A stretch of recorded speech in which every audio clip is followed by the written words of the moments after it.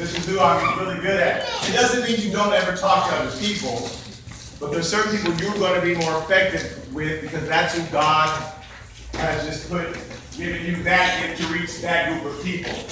So with all of us, there's a group of people that we're just going to be effective with. We're going to resonate with. They're going to hear what we have to say and go, oh, that sounds good.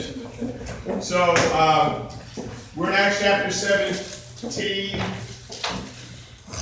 Paul is in Thessalonica. He eventually wrote a letter to them called what? First and Second Thessalonians.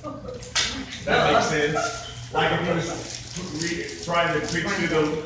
If he's in Los Angeles, he would have written a letter called First and Second Los Angelina. Or something, anyway. So once he leaves Thessalonica, he writes a letter to them because he can't go back. A lot of times Paul wrote letters to churches because if he went back, everybody would kill him. So let me just write them a letter. Okay, so we're starting with Acts chapter 17, verse 2.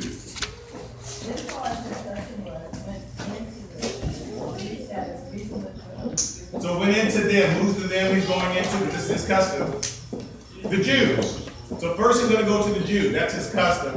And it says 3 Sabbaths he reasoned with them. So every Saturday he would go in, talk to the Jews, and try to explain to them the scriptures and why Jesus is the Messiah that they were waiting for. A lot of times we're waiting for something. We don't know God has already given it to us. We're waiting for, oh Lord, if you only send somebody in my life, do it. And that person's your next door neighbor, but you won't go talk to them. God has already given it to you. But we don't, we expect it to look a certain way. We're believing God for a house or a car or a job. We expect it to look a certain way. We've told God exactly how it should look. And he gives it to us in a different way than we're expecting. And we ignore it because we don't realize, no, that's it. That's for God. So he's trying to say, the Messiah's already come. He didn't look like he thought he would look, but he's already here. And the Jews would just argue with him. So, go on to verse 5. But the Jews were not persuaded and becoming envious to some of the evil men from the marketplace. To some of the evil men from the marketplace. Why do you go to the marketplace? Who hangs out in the marketplace? Huh? Well, he went, okay, let's say he went down to Home Depot and got some of the guys who were hanging out looking for job, looking for work. It's not any different. You go to where the people are going to show up and you're hoping to get a job. So some of the guys who had nothing to do because they were looking for work, not because they themselves were people. They had nothing to do. The Jews went and hired them.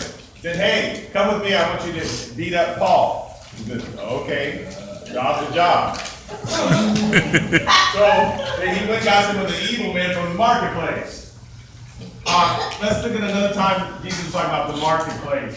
In Matthew chapter 20, verse 1 through 3, in someone else read. For the kingdom of heaven is like a landlord who went out early in the morning to hire laborers for his vineyard. Now when he had agreed with the laborers for a denarius a day, he sent them into his vineyard. And when he went out about the 3rd hour and saw others standing idle in the marketplace. Standing idle in the marketplace. So if you're a job owner, your teacher is here. Yay, you're like, yay.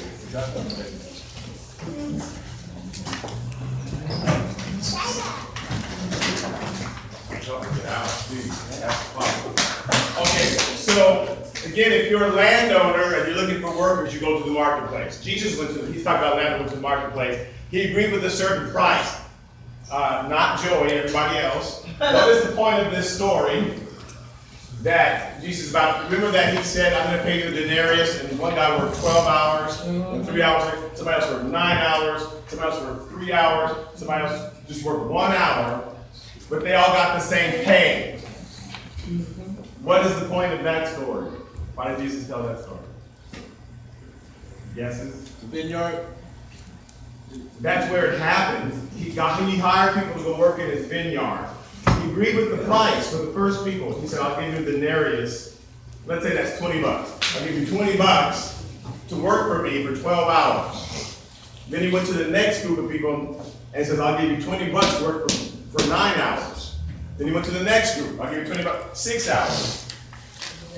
Doesn't matter what the price is.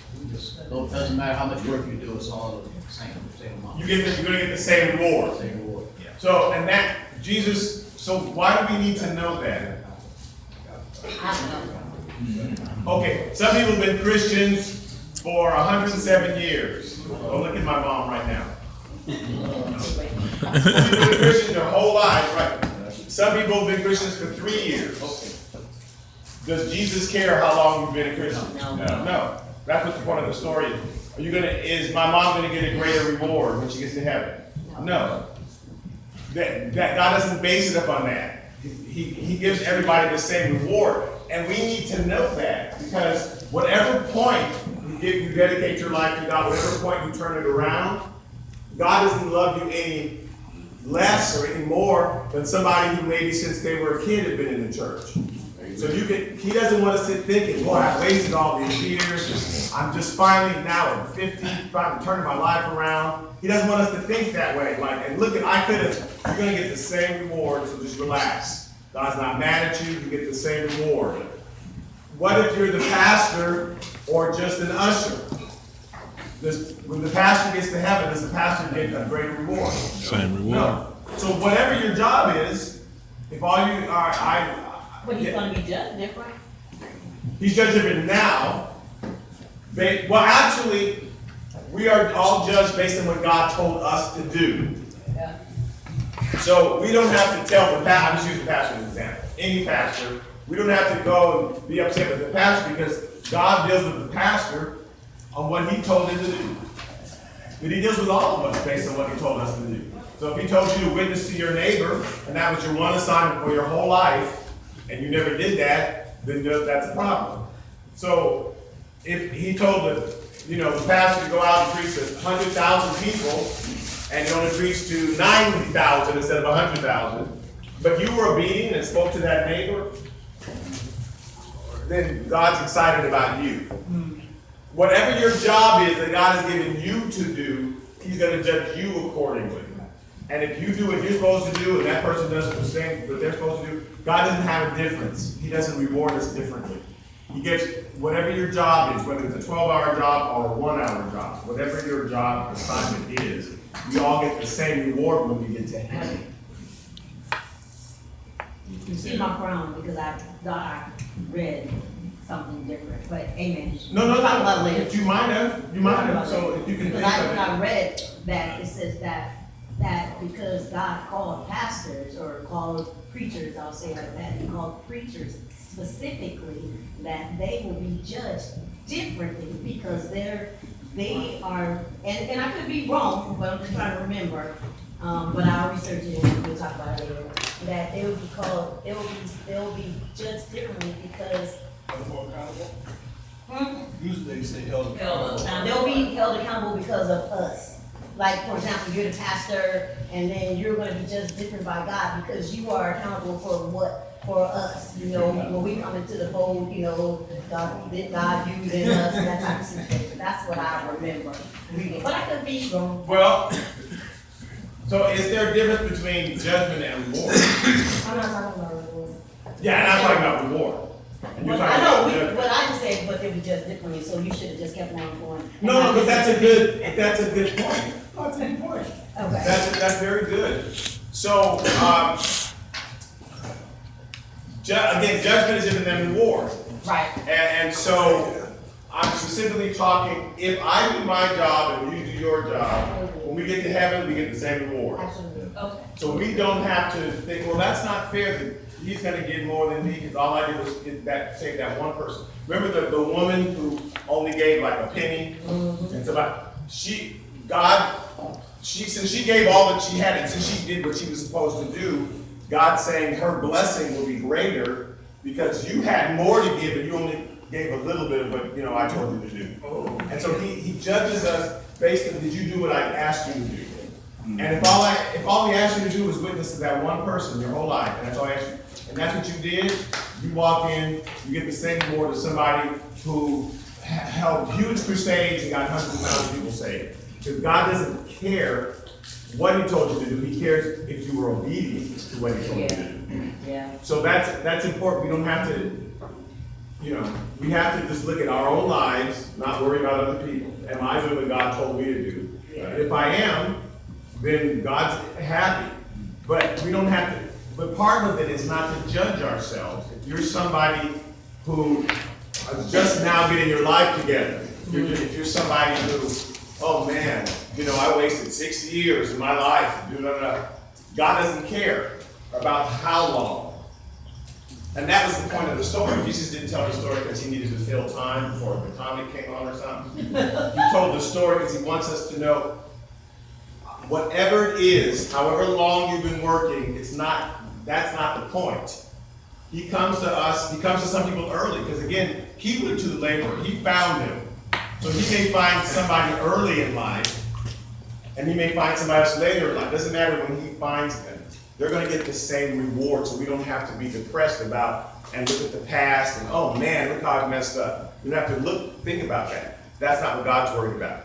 He's worried about, did you turn your life around once I came to you? Yes, sir? Okay, when you said that reminded me. Jehovah came to 3 people as Jehovah. I don't remember. Could you tell me what 3 people we came to? Can I tell you, can we talk about that after the Sunday school lesson? Yes, sir. Okay. Because everybody has good questions. Oh, sorry, not yours. But the reason I brought this up is because Jesus went into the marketplace and found the people who were just sitting around doing nothing. And that was just the same, they had the same kind of deal. I mean, really, he went to Home Depot. Jesus went to Home Depot and said, okay, who's doing nothing? All right, you. And so, I just want you to know, I want us to know that the people who lived 2,000 years ago are not any different than us. That's why the Bible applies to us. We're the same people. So Paul went in, and he's preaching, and he's meeting with them on every Saturday, and they are, and they're challenging him. And then finally, they got so upset that they went to the marketplace and started hiring people to go beat up Paul. Okay, so Acts chapter 17, verse 5b. And gathering a mob set all the city in an uproar and attacked the house of Jason and sought to bring him out to the people. Who's Jason? Attack the house of Jason. We're supposed to know who Jason is. They attacked the house of Jason. Okay, let's look at Romans chapter 16. Paul's writing a letter to the Romans. Did someone read that? I am.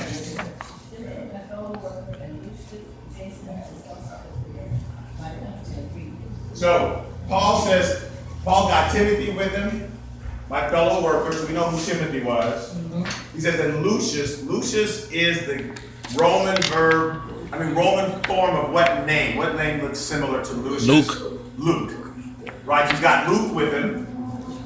He just called him Lucius because he's writing to the Romans, and that's how they would have said it.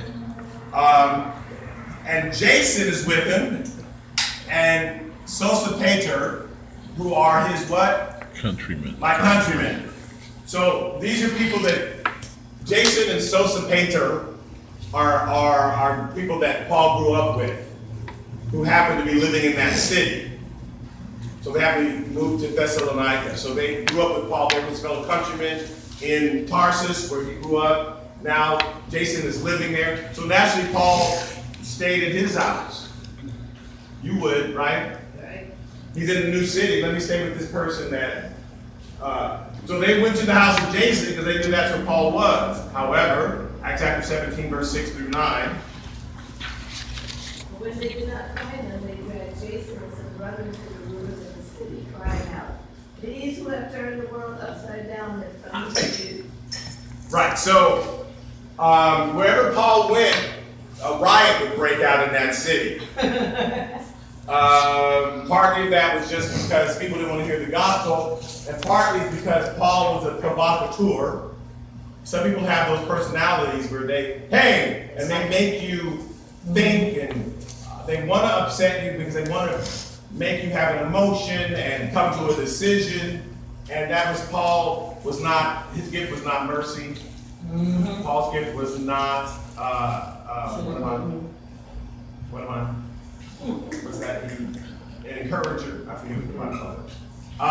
That, you know, the encouragers, they make you feel good. No matter what you do, you fall in the mud, they go, ooh, that mud looks good on you.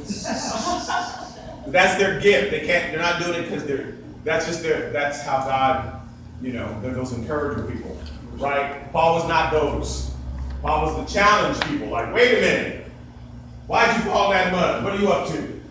And so a riot would break up. So they'd heard about Paul because he had turned the world upside down. Lives were changed, people were mad, riots were breaking out, and now they've come here. Let's start verse 7. Jason and Barnabas are all acting contrary to Jesus, saying there's another king, Jesus.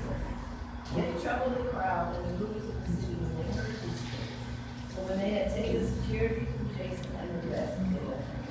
And this is an interesting thing. I don't know why we do this, but instead of going to Paul themselves, there are people who can stir everybody up. Who can say, and you know what that person did? They ran naked in the courtyard. You go, what? And they'll run, and we got to get them. And they never check out the facts. They're just all riled up. And we do that a lot. Somebody can tell us something. We very seldom say, well, I know you said that, but let me go to the person and check it out with them. We don't do that much. We just get all upset. And so they're all upset because Paul's doing horrible things as far as they're concerned. And so they arrested Jason. And verse 9 is when it says, so when they had taken security from Jason and the rest, they let them go. What's the security? So he's in jail when they took money from him. Money. Bail, right? Okay, you can go. So again, not any different than today. Let's look at Paul wrote a letter to the Thessalonians and about this situation. 1 Thessalonians chapter 2, verse 14. Someone else read. For you, brethren, became imitators of the churches of God which are in Judea in Christ Jesus. For you also suffered the same things from your own countrymen, just as they did from the Judeans. So he's writing to them and said, the same thing happened to you. When I was in Judea, the Jewish part of the world, their own countrymen fought them and got mad at them. And now the same thing's happened to you. You Thessalonians, your own countrymen arrested you and put you in jail just because I was preaching to you. So the same thing was happening to you that happened to the Jews that I would just, in the country that I left. Of course, that doesn't make them feel better, but at least he let them know this trial that's happening to you, it's happening to everybody. And actually, sometimes that is comforting because we feel like, oh, the thing that's happening to me, I'm the only one, and we're not. The trouble we're going through, other people are going through, and sometimes it helps to know that because the devil says, well, this is really strange. This is happening. You must have done something crazy that is happening, and the devil can make you feel isolated. And that's sometimes why it says confess your faults one to another, talk to another. That you understand that other people are going through some situation. You go, okay, this, you went through it, you survived. I go through it, I can survive, and it makes you feel better. So Paul's just letting you know what you're going through, everybody's going through. Don't let it get you upset. Now we're back to Acts chapter 17, verses 10 through 18. Hey. Then the brethren immediately sent Paul and Silas away by night to Philippi. When they arrived, they went into the synagogue of the Jews. So again, Paul, as soon as he gets to the new city, he goes to the synagogue of the Jews. Go ahead. These were more fair-minded than those of Thessalonica, in that they received the word in all readiness and searched the scriptures daily to find out whether these things were so. So they're more fair-minded because they received the word and they searched the scriptures daily to find out. Now, the place he just was at, Paul preached every Saturday. On Sunday, Monday, Tuesday, Wednesday, Friday, they weren't thinking about Paul. Then he showed up on Saturday, and they would hear, and then 7 days would pass, and then another Saturday. And we have Christians like that Sunday's the only time they have any contact with the Word. But that hour that you get is not enough to counteract the other 6 days of the week when you're hearing other information being put into your head. It's not enough. These people in Berea, they search the scriptures daily to find out, is this true? Let me find out what Paul's talking about. And they were able to be persuaded. So if you only give yourself that one sermon on Sunday or just that one Sunday school lesson, you don't have enough ammunition to counteract all the information coming to you from the world. So he was better affected in Berea because they were the type of people who read the scriptures every day, not just on Sunday. Yes, sir. I mentioned this to Deacon Cole.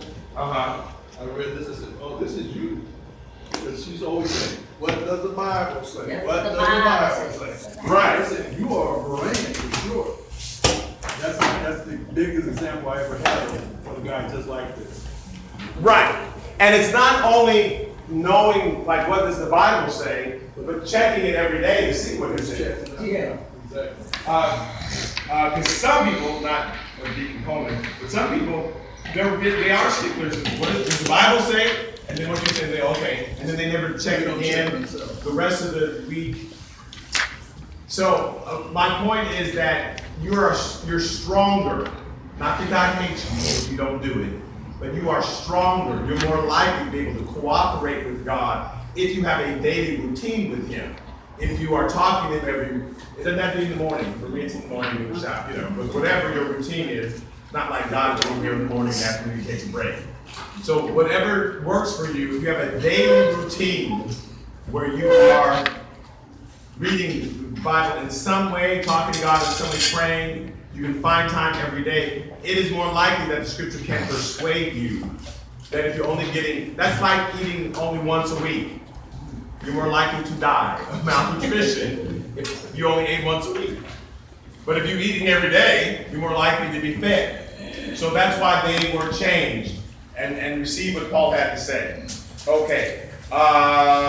Search it, verse 12 in Acts chapter 17. Therefore, many of them believed, and also not a few of the Greeks, prominent women as well as men. Again, they're mentioning the women. I'm just going to say again, in the Greek culture, they believe that women were equal, they are more equal to men. They had Greek gods and goddesses, right, that they worship. They just believed that women also were powerful. In the Jewish culture, they made the women study a different part of the church. They didn't teach them how to read. So we don't hear about a lot of Jewish women getting saved. But once Paul started preaching to the Greeks, they keep mentioning how prominent women also got saved. Not because God liked them more, but because they taught in their culture that women could, were equal to men. So we are susceptible to what we are being taught. And if you're taught that you're supposed to be second place, and that would go the same way with African Americans or any culture. If you're taught you're second place, and if you buy it and you believe it, you'll live that way. Right. So we are susceptible to what we believe, what we are taught. Okay, prominent women as well as men. Verse 13. But the Jews might learn the word of God was preached by Paul and Berea. They came there also and stirred up the crowd. So even though Paul had left Thessalonica, they were still mad. I hate you, therefore no one should like you. That's a philosophy a lot of people live by. If I don't like you, I don't understand why anyone else should like you. So I'm going to mess up your thing. I'm going to show up and mess up your thing because you don't have the right for anybody to like you. So the Thessalonians showed up at Berea and started to cause trouble. Okay, verse 14. Then immediately the brethren sent Paul away to go to the sea. But both Silas and Timothy remained there. So those who conducted Paul brought him to Athens, right? and receiving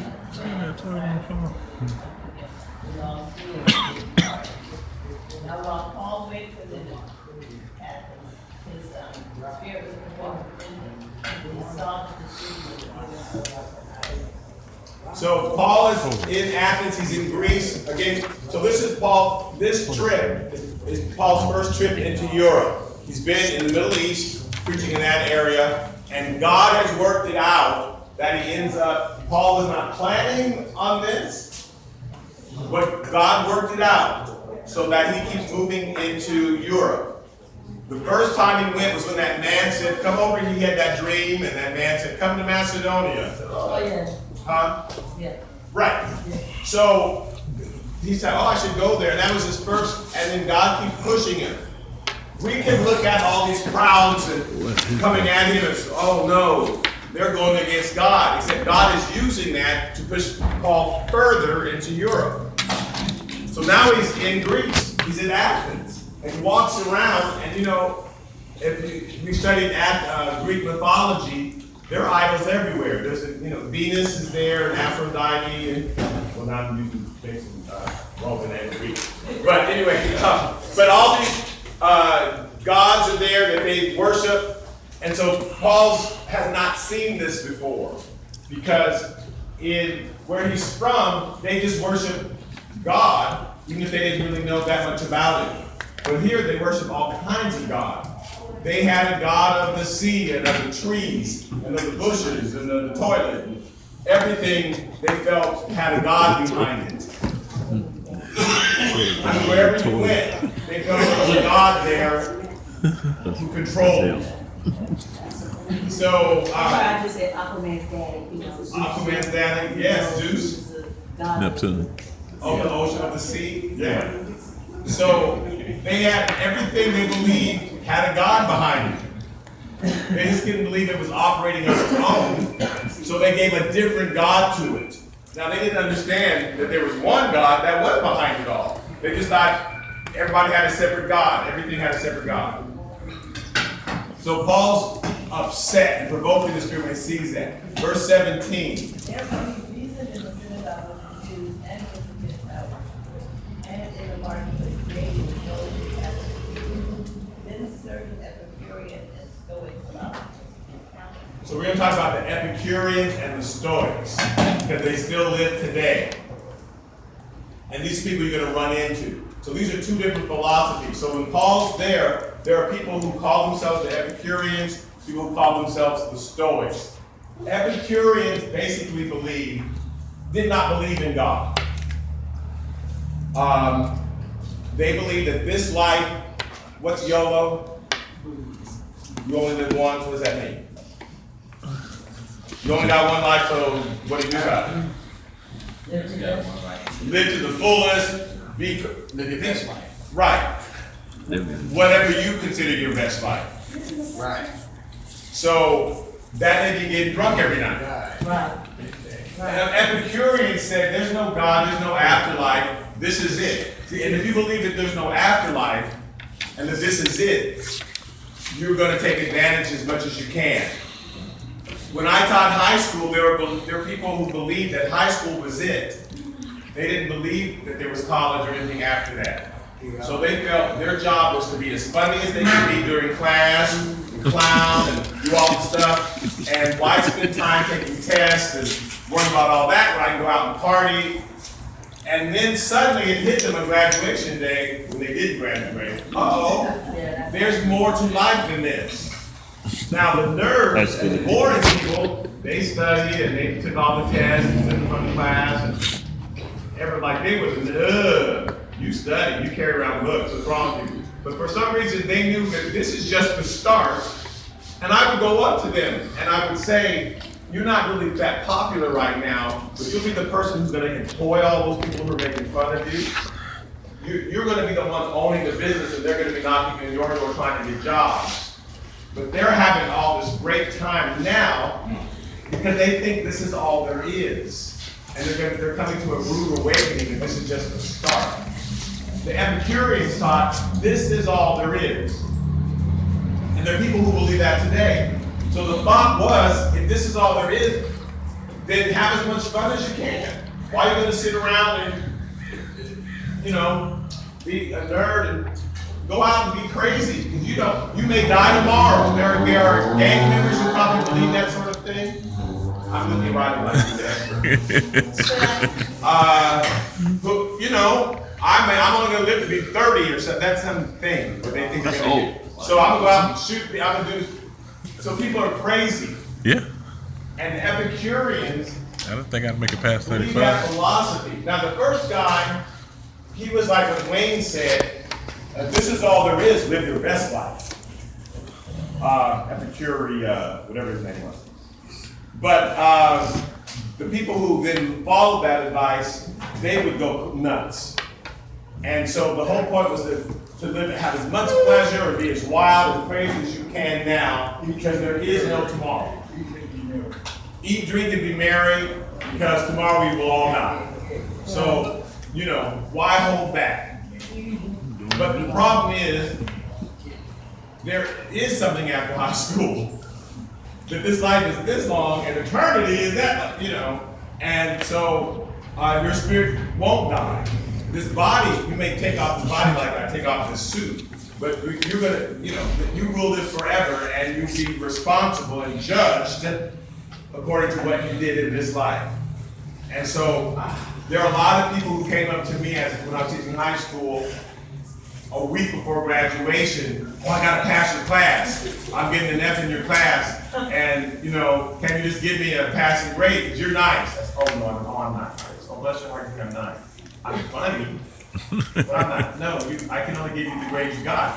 Sorry. And they were like shocked because they never turned in. But he's nice. And he's like, no. But the tears and everything. I have to give you the grade that you got. It's not fair to everybody else. While you were out having a good time, you were home studying. You were home. Sorry, I have to give you the grade. So I guess you're just gonna. I'll see you next year. And that there will be a rude awakening for a lot of people who think this is all there is. So those are the Epicureans who just lived great pleasure. They did whatever they wanted, and there are people who do that today. And that's why they're making their choices, because they think that this is all there is. The Stoics, I'll say, were the opposite. The Stoics did believe in God, but the Stoics believed that you can't control God, which is true. But whatever's going to happen is going to happen. There might be good, there might be bad. You just don't know whatever's going to happen in life. And they said you can't then be tossed back and forth. The good thing happens, you don't get too excited. The bad thing happens, you don't get too upset. Because since you have no control of what's going to happen, you need to live a life in neutral. You let nothing affect you. Let nothing affect you. So somebody dies, you go, oh no. You get $1 million, you go, oh that's nice. Because the only way to enjoy this life is actually just to use your head and be very stoic. That's when someone's stoic. You're not ever pushed one way or the other. Now the problem with that philosophy is it's just like with the Epicureans, it gets taken to an extreme, and these people become very unsympathetic, they become apathetic about everything. Do you want to go here? Nah. Yeah. But we'll have fun, but they decided, I don't want to get too excited, I want to, and they use logic and they separate themselves. They actually become very selfish people ultimately who don't care about anybody or anything, because that's how they have to train themselves. Yes, sir. But then, most of these people that live in certain ways, it's supposed to consequences. Of course. That's why I'm saying this. That neither of these philosophies are good. They sound good, but when you keep examining them, it leads to ruin, actually. So that's the point. I'm not saying, so you should pick one of these. I'm saying people do pick one of these. Even today, there are Epicureans and there are Stoics who ultimately live a hermit life because they've separated themselves from family, from friends, because you don't get too involved with anybody. Because you don't want to give your heart to anybody or anything. You don't want to get your heart broken. You know those people. Why love anybody at all? Because all of them are going to end up in this ruin. And so they start to become hermits and become very lonely, selfish people once they follow this philosophy all the way to the end.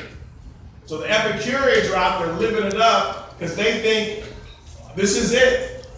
there's only one life, and so I should just do whatever I can to make sure I enjoy it, because I may die tomorrow. So I might as well be crazy today. And the Stoics say, don't get excited about anything, don't get upset about anything, because you're not in control of your life. So since you're not in control, you can't get tossed, just live a solitary life.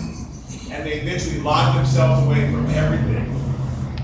Now, Solomon, who wrote the book of Ecclesiastes, we think, he addressed these two philosophies. And Solomon, the writer of Ecclesiastes, wrote this at the end of his life when he's looking back on life and all the choices that he had made. And he also had a way of addressing this. So let's look at Ecclesiastes, chapter 1, verse 17. And I set my heart to know wisdom and to know madness and folly. I perceive that this also is grasping for a wind. Can you grab the wind? No. So he says, I'm gonna set my heart to understand either wisdom or madness and folly. I'm either gonna be the smartest person and figure a life out and know exactly how to live, which is what the Stoics thought they can do. I'm gonna outwit God. He's not gonna be able to get me to be upset, and I'm gonna figure that out. If I always make the right choice, I always do the right thing, then God can't get me. So I'm going to either understand wisdom, not understand God, understand wisdom, or understand madness and folly, where I just live crazy and do whatever. I'm going to see which one of those are going to work the best. And then I realized this was just like trying to grab the wind. So let's look at Ecclesiastes chapter 2, verses 10 through 11. Whatever my eyes desired, I did not keep from them. I did not withhold my heart from any pleasure, for my heart rejoiced in all my labor. And this was my reward for all my labor. So whatever I wanted, I make sure I got it. And there are people who do that. They, like this car, if you're fortunate enough to have wealth and all that, they think that will make them happy. Now, we unfortunately read, or we're watching Entertainment Tonight or whatever, we know there are lots of stars, there are lots of money, and they're some of the most unhappy people, right? And it's like wow, they've got all that money. The great Amy Winehouse, this girl, like horrible life, and famous, and people love them, and all that money, and it does not make them happy. When I taught at Hamilton High School, which is near Cheviot Hill, some of my students came from a lot of money. And this young girl, she's about 14, her father gave her a credit card and said, in case you ever run away from home, I don't want you to turn to prostitution, so here's your credit card. This did not make her happy like he thought it would. As opposed to, please never run away. You know, I don't want, this way you don't have to, you feel free to run away. I just don't want you to be a prostitute. Here's your credit card. And Dad can understand why she was so angry at him. So you can have a lot and it doesn't mean anything. So he's saying, I did not withhold from my heart any pleasure. So you think, oh, that's going to make me happy. Verse 11, who's reading? And I looked on all the work that my hands had done, and on the labor which I had toiled. And indeed, all was vanity and grasping for the wind. There was no profit. Right. Now, this is not saying, so do not have money. The Bible says it's the love of money is the root of all evil. It doesn't say money is the root of all evil. Right. But there are people who love money as opposed to loving God. Right. And God says you cannot serve God and money. When it says mammon means money. You got it. One, you're either going to serve money and let it tell you what to do, and that's your God, or you're going to serve God. If He blesses you with money, that's fine. But it's Him that you're serving. But unfortunately, we start to serve money, we start to go after it, and that becomes our God. And there are people who get it, and it starts to possess them. It does not make them happy. Yes, sir. Yeah, within that, if you read further, it also says that you become a fool and you walk in darkness. If you serve money, That's what I'm saying. right, that's what I'm saying too.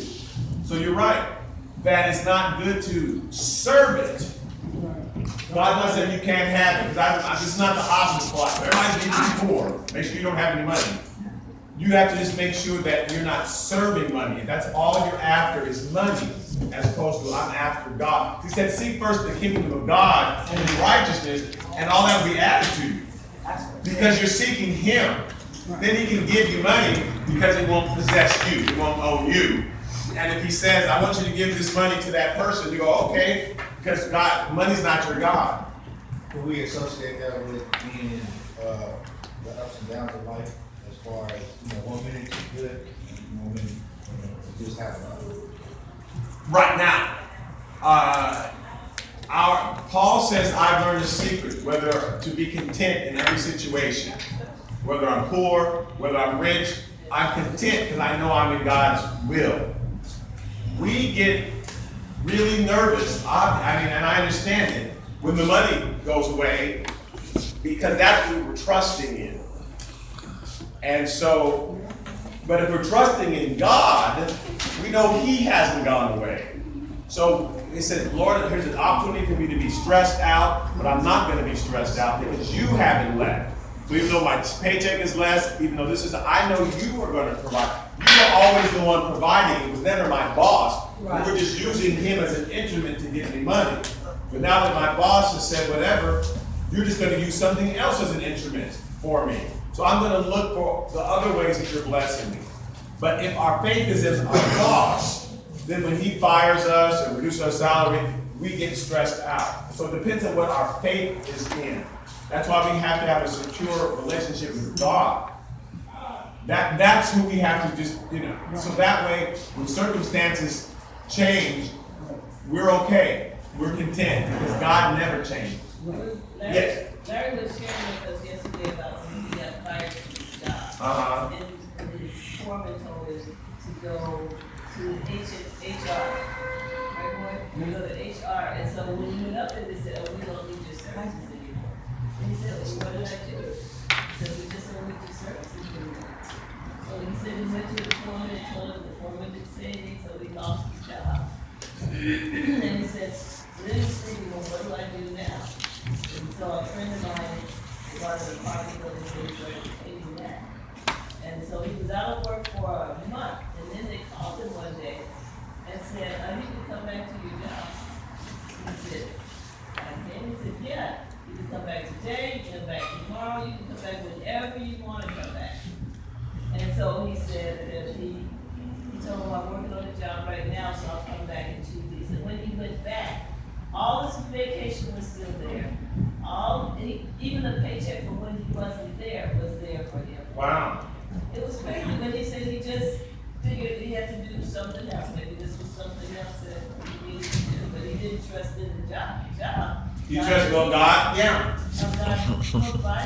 And that's hard. I mean, that's hard to do because we put our faith, it's hard to do that, to not freak out. Oh, I don't have a job. All right, and then some people, well, let me go get drunk, or let me go to, like that's going to solve it. But that's what we do because we're all stressed out. I got all this stress. And so or let me get depressed, or I'm going to just lay in bed all day. There are different ways that we react to that because we think God has gone somewhere. But if you realize it was God who was supplying, and he was just using that job, then God will do something else. Something else is going to show up. So I've just got to have my ears open to what is it that God's going to do now. But if we're thinking, if you put it all, that's called putting all your eggs in one basket. Right. It's got to be that. That's got to be. Once that goes away, we're stressed out because our faith really was in that job and not in God. If our faith is in God, he's going to come through. Something's going to happen. So we don't have to roll up in a ball. Yes, sir. I was at a point in my life like that. Where I was angry. So I was bitter. So I kind of like held on to things. Right. And then I was just walking one day and I just asked myself, I was like, why am I really like tripping? You know what I mean? I was just walking one day on my way home and I was like, you know what? At one point in my life, I had a car, I had a job, why am I tripping that I don't have these things right now?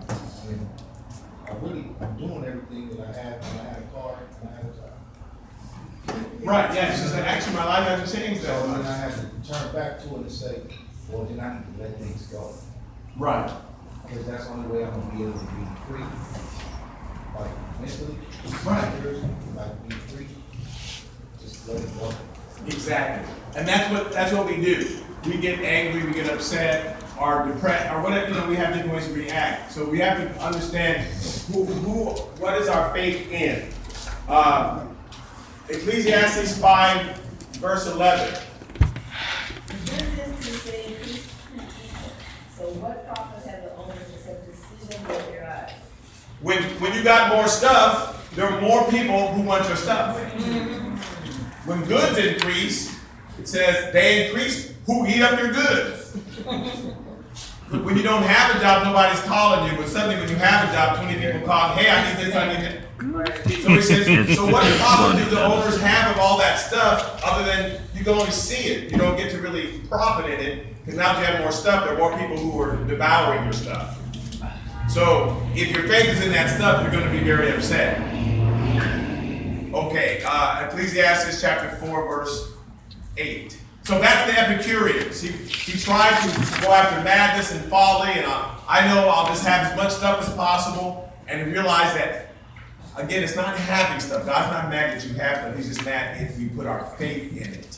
Right. If we love it so much that once it's gone, we're all upset and angry. Well, then it's like, God, I didn't change. Why are you so angry?